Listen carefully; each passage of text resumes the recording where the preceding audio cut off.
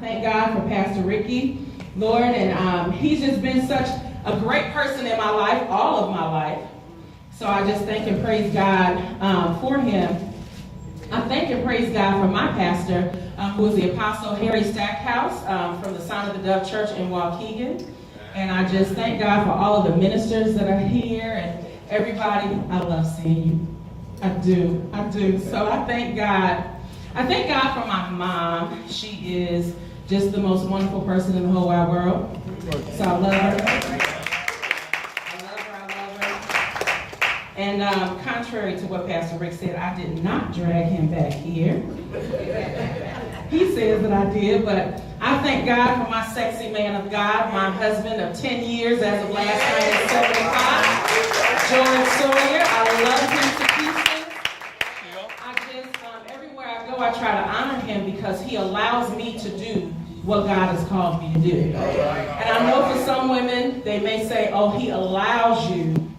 And he does. He allows me, and I have no problem with saying that. I have no problem with saying that I submit to his authority in our home because he is that person that God has given to me, and I just absolutely love him dearly. And then to my two nephews who are here with me, Cameron and Antonio, I just thank God for them. Ride or die partner who goes with me everywhere. He's just gonna ride with me till the wheels fall off, and then we're gonna get some new ones and keep on going. But to my son Declan, I appreciate him so much. He is truly the light of my life. So I thank God, and I thank God for all of you who come near and far, just to celebrate this wonderful neighborhood that we grew up in. And so God has a word this morning. If you all will turn with me to Esther chapter 4. He has a word this morning that I think is pertinent for everybody to hear. And so I hope that you all came with receptive hearts, open ears, and I really truly just want to have a conversation with you. If that's okay with you, I just want to have a conversation. So if you turn to Esther chapter 4 and go to verse 13 and 14. So it says, and Mordecai told them to answer Esther, do not think in your heart that you will escape in the king's palace any more than all the other Jews. For if you remain completely silent at this time, relief and deliverance will arise for the Jews from another place. But you and your father's house will perish. Yet who knows whether you have come to the kingdom for such a time as this? So if you all just permit me, I want to talk to you right now about this is your time to make a difference. This is your time to make a difference. Just you all may be seated. I want to give you all just a little history of what's going on in Esther. And I promised the Lord when he called me into ministry that I was his vessel. I would do whatever it was he told me to do. And so God said that he would just make me transparent. So if you all don't mind and if you all don't judge me too harshly, I'm just going to tell you some things about myself and how God really truly made this whole book clear to me about what our role is as Christians and how we shrink back. We shrink back and we talk about everybody else. We talk about Jehovah's Witnesses that knock on the door, but they doing what they were told to do. And they're getting the word out about their stuff, but we're afraid to say anything about ours. And so God really brought this to me about Esther. All of these other religions and these other people, they don't have a problem with talking about who they serve. But we in the church who serve an almighty God, we have an issue with talking to people about who we serve. We're so busy trying to go with the flow and trying to deal with the climate of other people that we don't raise the temperature to where we are as Christians. And God is saying, this is your time now to make a difference. Everybody else has had their time, but now it's time for you to make a difference. So let me ask a question before we get started. How many people, when you envision what your life would be, how many people your life just went exactly like that? Nobody? So we're all together. That we had a plan and a design for our life. And it just did not go exactly the way that we thought that it would go. But even in the things that we thought we were supposed to do, thought we were supposed to have, places we thought we were supposed to go, all of those things have now worked together for us to make a difference right now. And I want to show you how. So in Esther, the first chapter, it talks about King Ahasuerus and how he was having all of these different feasts and these banquets. And so basically what it was, he was just trying to show the people how wealthy he was, how powerful he was, everything that he had. Okay? So he had this banquet, and he told Queen Vashti to come to the banquet. She told him no. So, okay, first of all, you didn't dare go against a king, and now you married to this king, and this king is telling you to come to this banquet. She doesn't show up, and so now he gets mad. Because his thing is, if I can't even get my own wife to obey me, then how can I get the other kingdoms and the other people who are subject to me, how can I get them to obey? So guess what? I need to make an example out of her. So he decides to dethrone her. And you really never hear about Queen Vashti again. So first of all, the first thing that comes to my mind, even when I read that, is how many of you, our heavenly king, has told us to do some things and we told him no? Or we told him, wait, God, I'm not ready yet. How many of you know that partial obedience is still complete and total disobedience? When God tells you to move, you're supposed to move. And what we're going to see in here, she was dethroned. And some of us have been dethroned too, just because we didn't follow God and do what he told us to do. So, as it goes on, in chapter 1, King Ahasuerus had people surrounding him, and he said, what do you all think I should do with Queen Vashti? So, now, the second thing is you have to watch who you have surrounding you. You have to watch who your inner circle is, because there are going to be some times when you need some advice or you need to hear something, and you need to make sure that you have godly people surrounding you who will tell you the right things to do. Some of us have gotten into trouble and done the wrong things because we had the wrong people surrounding us and we decided to listen to them. And it altered our life forever. And guess what? After they got finished giving you wrong advice, you never heard from them again. They went on with their life and you suffered the consequences of what they told you to do. So, okay, the people who were around him, Memucan, told him, why don't you take the throne away from her, but then call out to other people and replace her with another queen? So he said, you know, that sounds like a good idea. I think I'm going to replace her with another queen. So now here comes Esther. Now Mordecai was Esther's uncle, but he raised her like she was his own daughter. Okay? All right.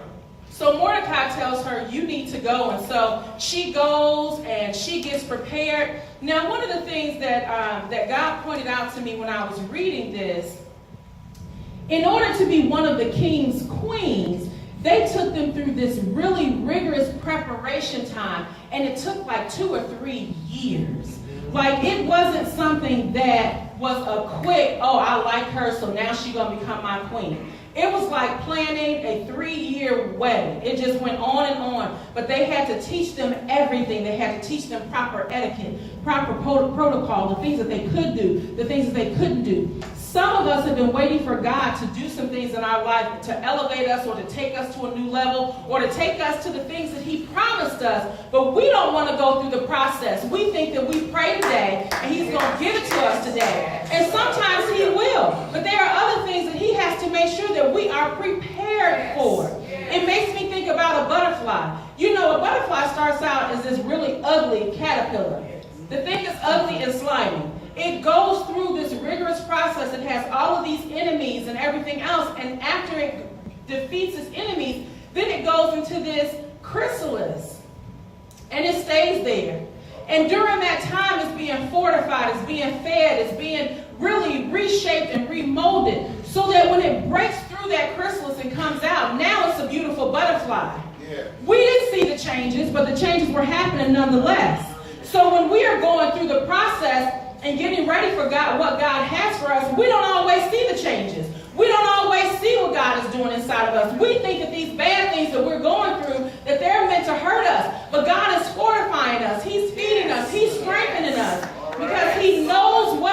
are going to need for the journey. So all of that stuff that you went through before, that's for you to make a difference right now. So Queen Esther, she went through all of this stuff, all of this preparation. And when she went through the preparation, in the process of that, Mordecai, he kept close watch over her. And so he was always in the inner circle, inside the fence and everything else. So he overheard that there was a plot to kill the king. So now, because Esther was in there, he was able to say to her, there's a plot to kill the king. Let the king know. So they told the king found out it was true, and what he decided to do was he said, well, I'm going to write your name down in my book. I keep this book of all the history. I'm writing your name down so that I can remember that you did this great thing for me and that you saved me. This is why it pays to be nice to people. Because that person that you're rude to may be the person that you need further on down the road to help you out of a mess. That's why we can't forget our home training and how we were raised to be kind and courteous. This world is mean, but you don't have to be. We can do what God has called us to do and help somebody out. As Pastor Ricky said, I've been traveling a whole lot. And you know you've been traveling a lot when the TSA agents know you when you're traveling through. And so this one TSA agent, she one day was having a bad day. And I said to her, are you okay? Is there anything that I can pray for you?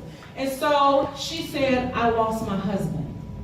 And I'm here at work, and I'm really down. So I asked them, can I give her a hug?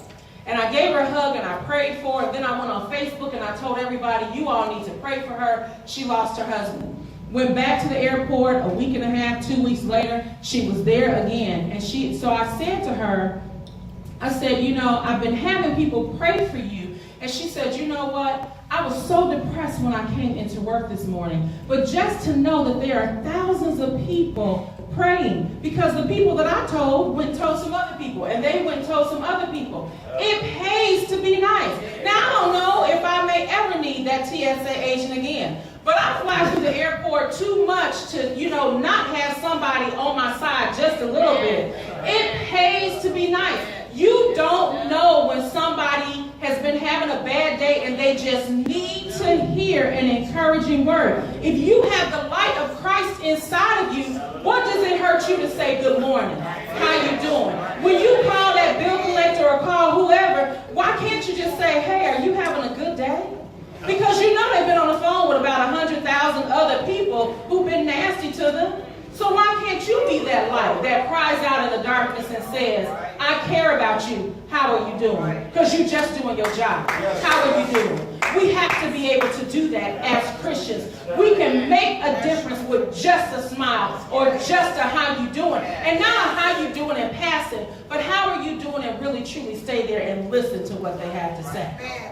So, okay, let's get back to Queen Esther. So, Mordecai learned of this plot. He told them. So, King Ahasuerus had another person, another right-hand person, Haman, who was there with him. Now, he was jealous of Mordecai. He couldn't stand him.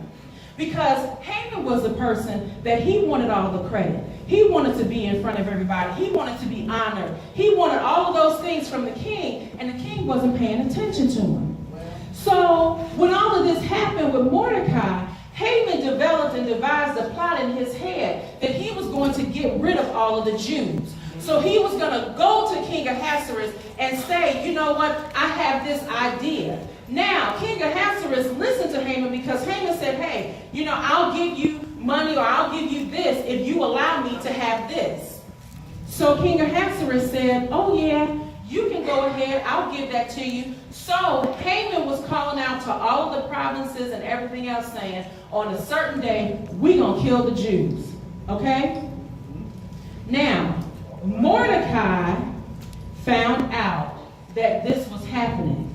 So Mordecai decides that he's going to go into fasting, praying, and in those days, when they say that he ripped his clothes, that means that Mordecai was in the square, butt naked, praying before God. Now, I don't know why taking off your clothes made God listen to you more than leaving him alone. But he was sitting out there, and Queen Esther was like, wait a minute.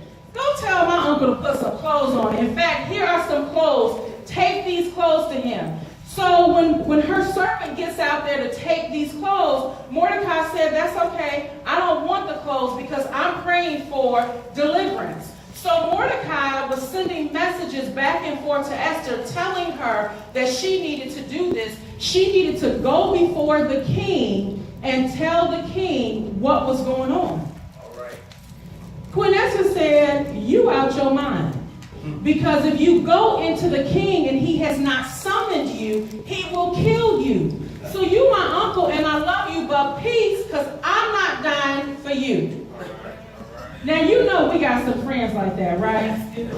We have some friends. I laugh at my nephew Cameron all the time because when we're at the house horsing around and stuff, and he's visiting, if Declan and I are wrestling and stuff, or I'm coming toward Declan, Cameron moves right out the way. He like, whatever. I don't even have your bag, bro. I'm gone. That's your mama.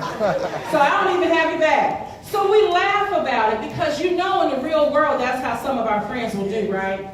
The moment they see trouble coming our way, they're like, I don't want to have anything to do with you. And that's what Esther said. You're my uncle and I love you, but I don't want to have anything to do with you right now. I'm not doing this.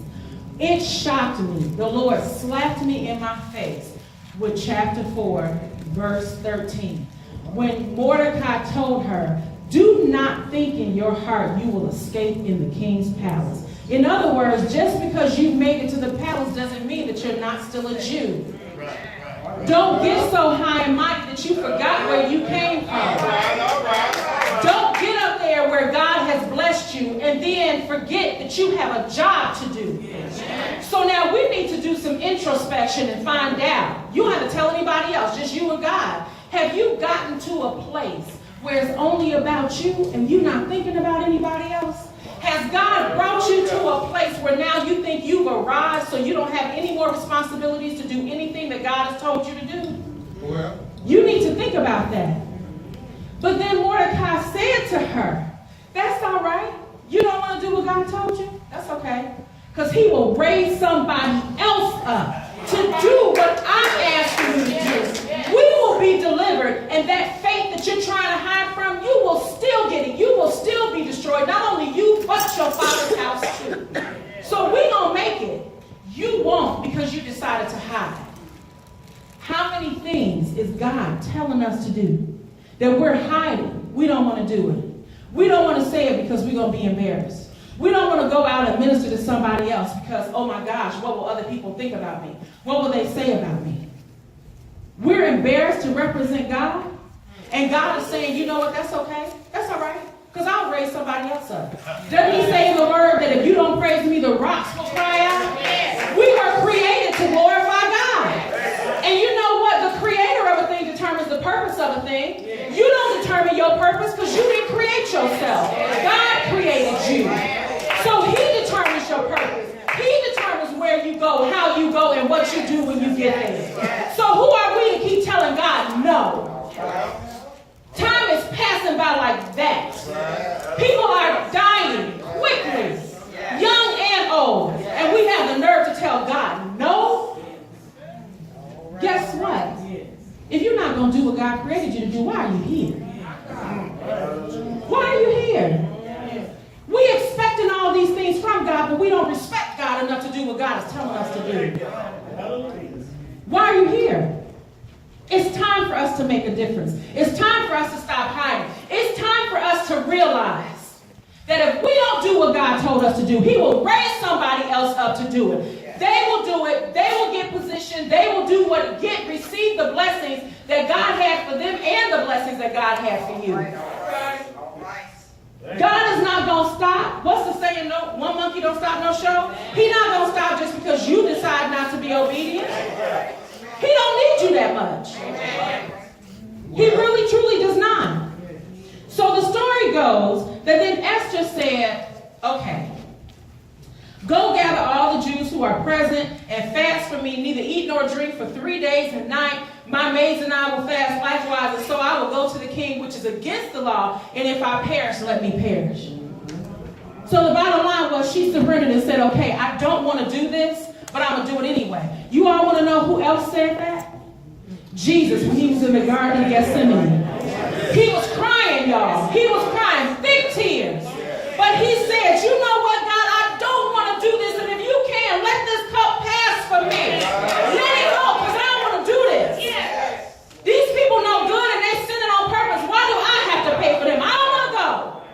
But nevertheless, at your word, I'll do what you told me to do. Some of us need to have a nevertheless moment. God, I'm scared. I'm shaking in my boots. But nevertheless, I'll do what you told me to do. Nevertheless, God, I'll go where you told me to go. And I don't care about anybody surrounding me. I don't care about who's with me or who's not. I'm going to do what you told me to do. We got to stop being punks as Christians. Everybody else out there doing whatever it is they want to do, and they punking us out and we take it. All these laws being enacted because we were too lazy to get there first. They suing us because we Christians. We didn't even think about suing them, but we sit there and we take it. Y'all need to have a nevertheless moment. I need to have a nevertheless moment. I don't care what anybody has said about me. I'm going and doing what God told me to do. Because those people will not be there for you anyway. And guess what? Let me tell you something. They will talk about you when you're down. And they will talk about you when you're up. So you might as well be up and let them talk. Because they don't care about you anyway. Let them talk. They only talking about you to keep the magnifying glass off of them. So let them talk. So guess what? They prayed. They prayed for the Jews. Now I'm going to tell y'all something. The Beacon Hill Family Reunion Committee, y'all decided to start having prayer, and I love it because we have to pray for each other. I just can't get on the line at 7 o'clock in the morning. I can't do it. That's too early. Most times I'm going to bed at 5 or 6. I'm a night out. So 7 o'clock, peace, y'all pray, y'all good. But that's what it takes. This community is not going to turn around if people are not coming together to pray. And Esther knew that she could not get to the king and do what she needed to do unless they fasted and prayed. And she didn't just say she wanted just her and her people around her. She called for all of the Jews. Guess what? Beacon Hill is all of our responsibilities. It's not just a select few. It's everybody. I was standing in front of Mommy's house one day, and these boys were walking down the street, and they were just cursing, and it was a Sunday. I said, excuse me? And they said, oh, I'm sorry, Miss Haskell. I'm sorry, Miss Haskell. I was like, first of all, I'm not my mama. No, but they stopped. How many times will people stop doing what they're doing if we just open up our mouths and say something? We just got to open up our mouths. So then Esther decides that she's going to have a banquet. And she decides after fasting that she's going to go to the king. Okay? When she went to the king, he held up his staff to say, that's okay. You can go ahead and come in. And so she didn't do it really quick and ask him the first time. She had the banquet one night. Then she decided to have another banquet. And at the next banquet, she decided to invite not only the king, but she invited Haman. All right. So, oh my God, show you how people are. So Haman goes to this banquet and he feels honored because now he got to sit with the king. There are some people who are using you just because they want to sit where you sit. They want to go where you go. But they can't go everywhere you go. They're not worthy of it. And we need to be praying for God to reveal to us those people who do not belong in our inner circle. Because they're plotting against you. Everybody who says they're supporting you and what you're doing, they're not. They're not. All the great things that you do and everything else, they're not there patting you on the back and saying, hey, good job. They don't even care. They really, truly don't. I know. I've been a people pleaser. I don't like it when people get mad at me. I don't like it when people raise. I never did. I never liked it when Daddy raised his voice at me. That just broke my heart. You know, I just never liked that. But you can please people all you want to. And they will stab you in the back. Because guess what? The closer that they get to you, they know where to put the knife.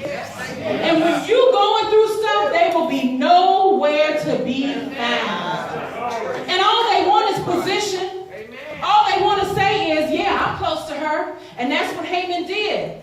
He was in that banquet with King Ahasuerus, and he just thought, oh, this is so wonderful. So the king said to him, during the banquet, he found out, he remembered one night the king could not sleep. And when he couldn't sleep, he said, let me go back and let me read this book. He went back and he read his book, and he came across Mordecai's name. And he remembered that Mordecai kept him from being killed. And so he said, I think I want to do something to honor this man.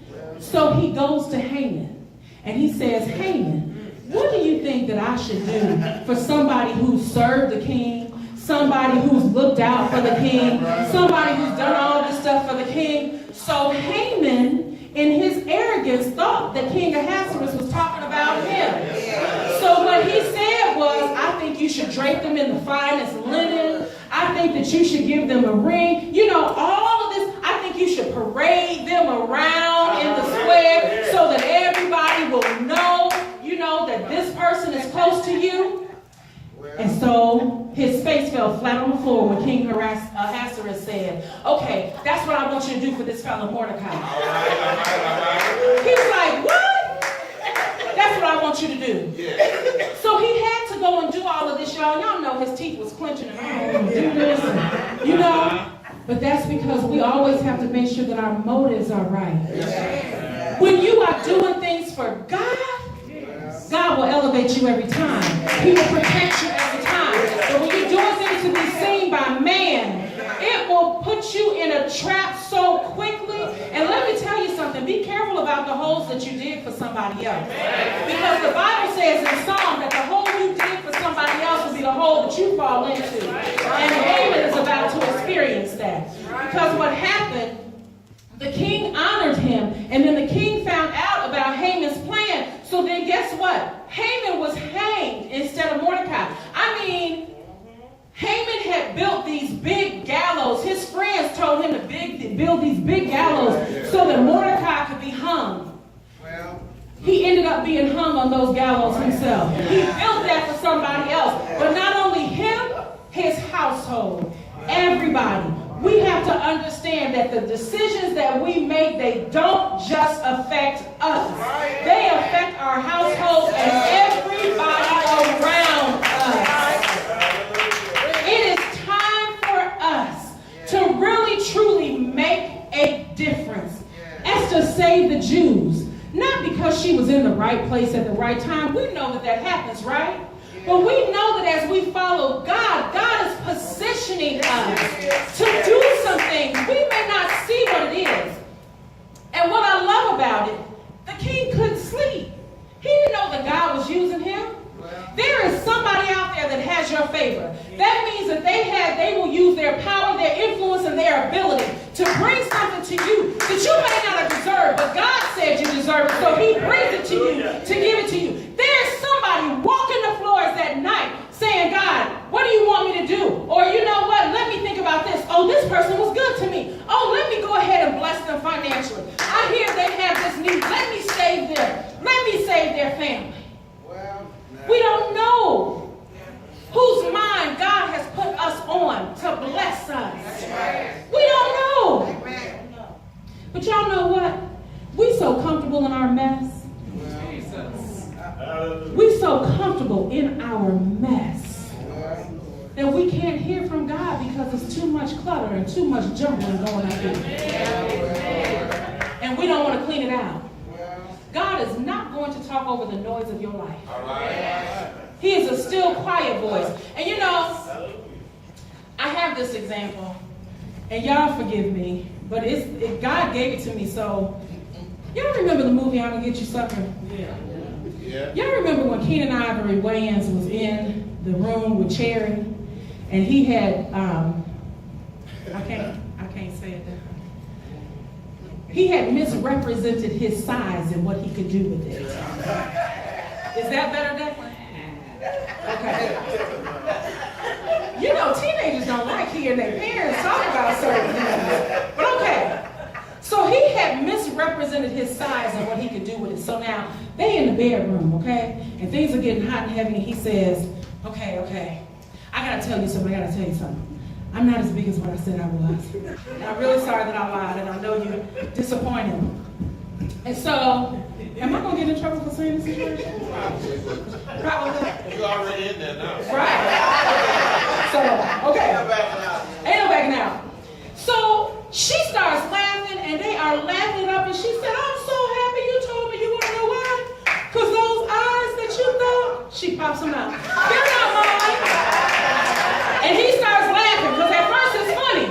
And then she says, and that hair,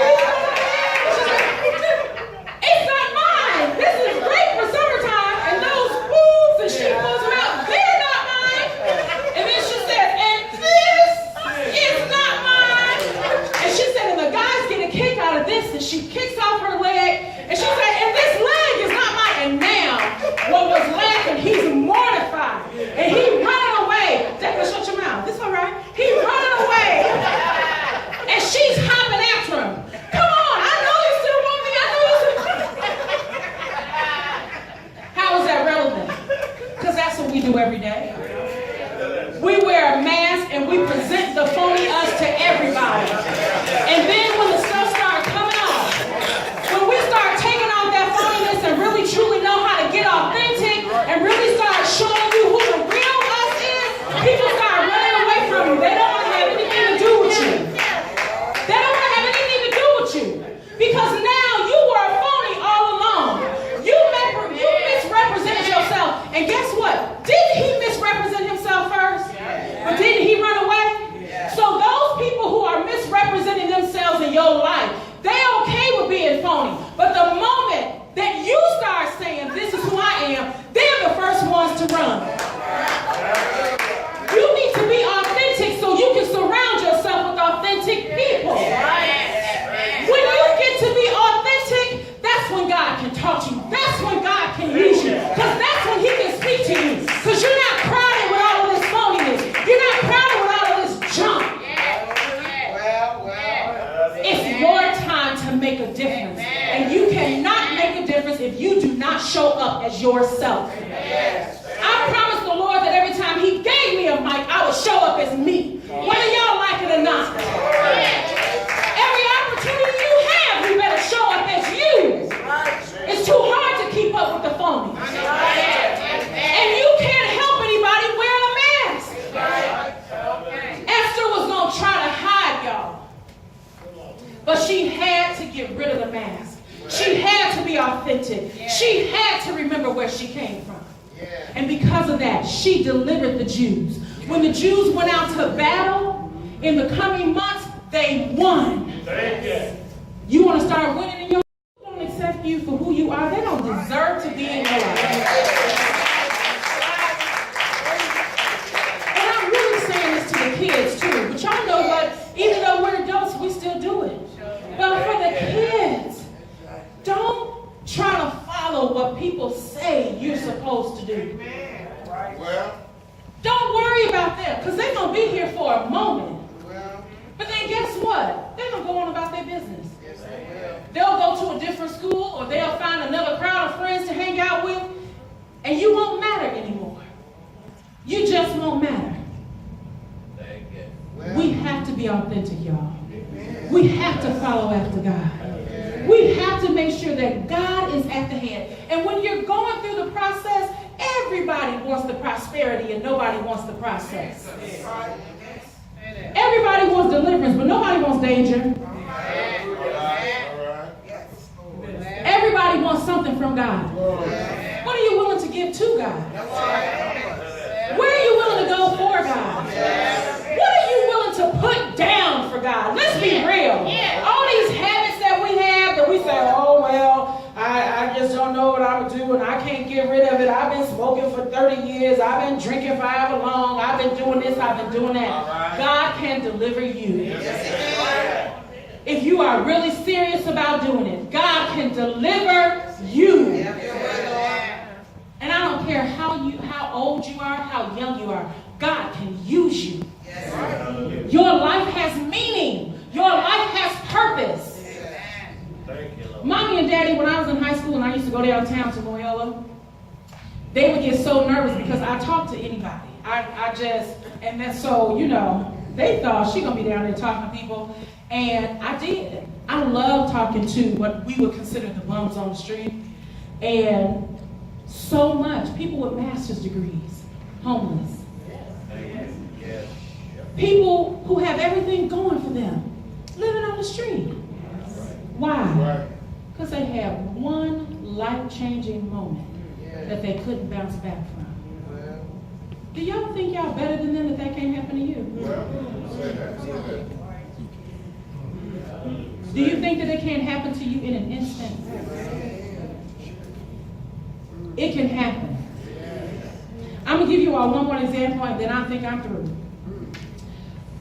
When I was in my first marriage, my ex-husband and I went to the grocery store one day. And we get up to the front of the line, and this girl has steak and all this stuff in her cart. And no big deal, we just talking, right? But then all of a sudden, she pulled out food stamps.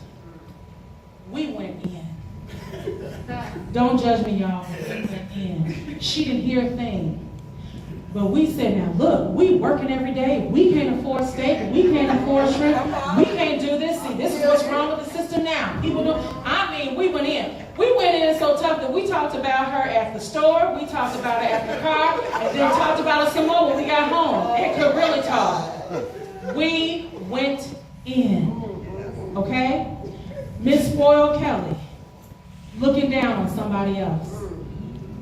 I'm telling y'all, I'm being authentic and transparent. Okay? I look down on that woman. So fast forward about 6 or 7 years, no, 9 years. I'm in the middle of a divorce. I'm living down in Iowa, small town in Iowa, old boys network, so the people who needed jobs, they could get the jobs because they already knew people who had jobs. So an outsider like me couldn't find work. So, it's Declan and myself. And the day came when I had to go down to get public assistance.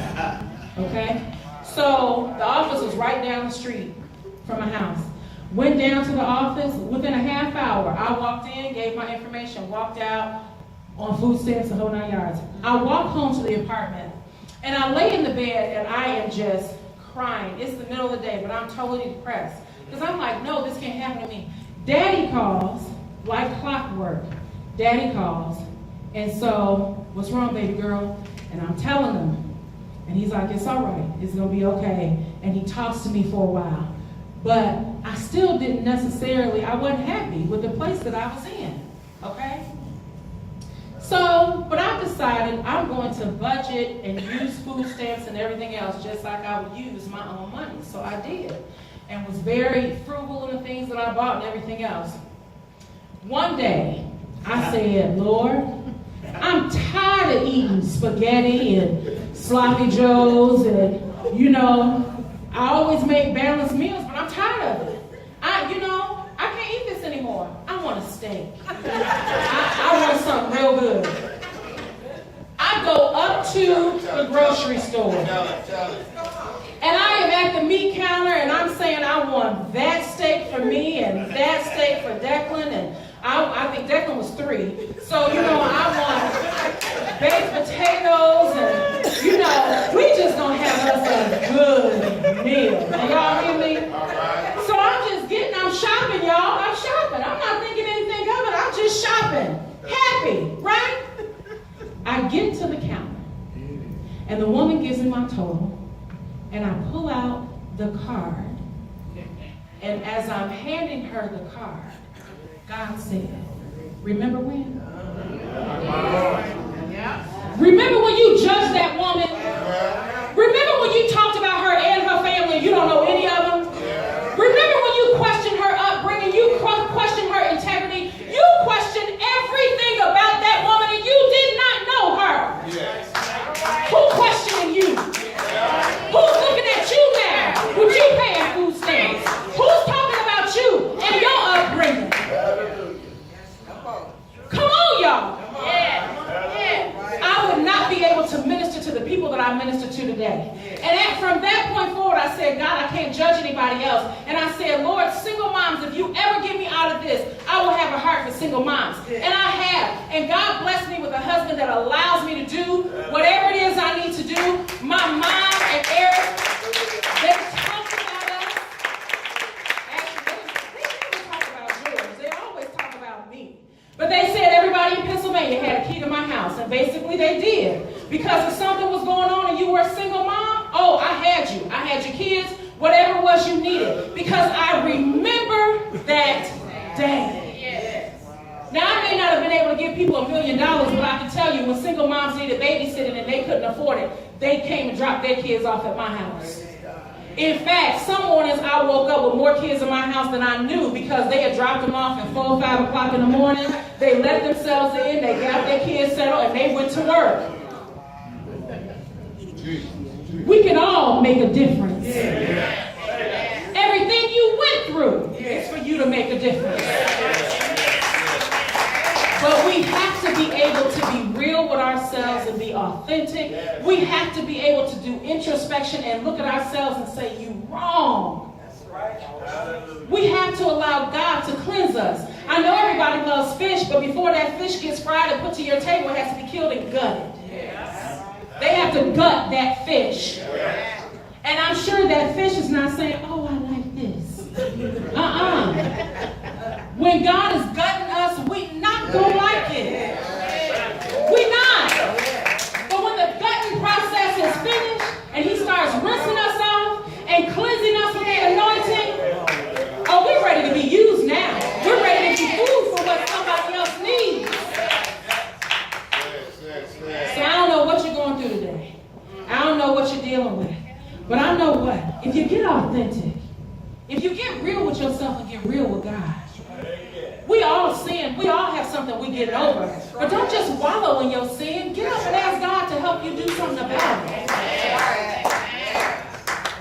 I'm not standing here from a point of judgment. We all do wrong stuff. But we have to be willing to surrender. We have to be willing to give it to God. And when we can do that, then we'll know that it's truly time for us to make a difference.